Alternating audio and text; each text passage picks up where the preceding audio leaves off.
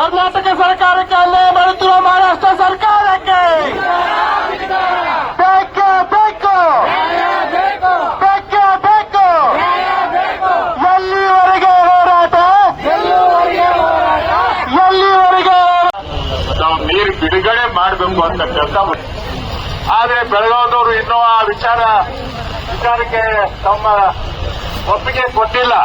ಈಗಲೇ ಅವ್ರು ಮಾತಾಡಿದ ಪ್ರಕಾರ ಹೇಳ್ಬೇಕಾದ್ರೆ ಬೆಳಗಾವಿ ಏನಪ್ಪಾ ಅಂದ್ರೆ ರೆವಿನ್ಯೂ ಕಮಿಷನರು ಅದಕ್ಕೆ ಒಪ್ಪಿಗೆ ಇನ್ನೋವರೆಗೆ ಅವ್ರು ಸಿಕ್ಕಿಲ್ಲ.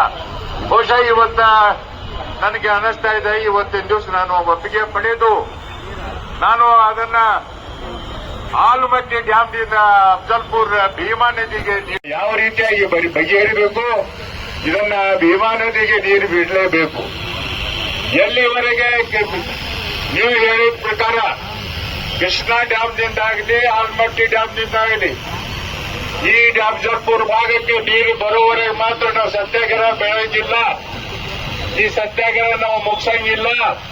ಈ ಸತ್ಯಾಗ್ರಹವನ್ನು ಇಲ್ಲಿ ಅಫ್ಜಲ್ಪುರ್ ತನಕ ಮಾತ್ರ ಅಥವಾ ಸೊಂಡ ಡ್ಯಾಮಿನ ತನಕ ನೀರು ಬಂದ್ರೆ ಮಾತ್ರ ಈ ಸತ್ಯಾಗ್ರಹವನ್ನು ನಾವು ಮೊಟ್ಟಗಿಡ್ಲಿಕ್ಕೆ ಸಾಧ್ಯ ಇದೆ. ಅದಕ್ಕೆ ತಾವು ಏನೇ ಮಾಡ್ರಿ. ವೀಕ್ಷಕರೇ, ಈ ವಿಡಿಯೋ ನಿಮಗೆ ಇಷ್ಟ ಆಗಿದ್ರೆ ಈ ಕೂಡಲೇ ಸಬ್ಸ್ಕ್ರೈಬ್, ಕಮೆಂಟ್, ಲೈಕ್ ಮಾಡಿ ಹೊಸ ವಿಡಿಯೋಗಳನ್ನು ಮಾಡಲು ಬೆಂಬಲವನ್ನು ನೀಡಿ.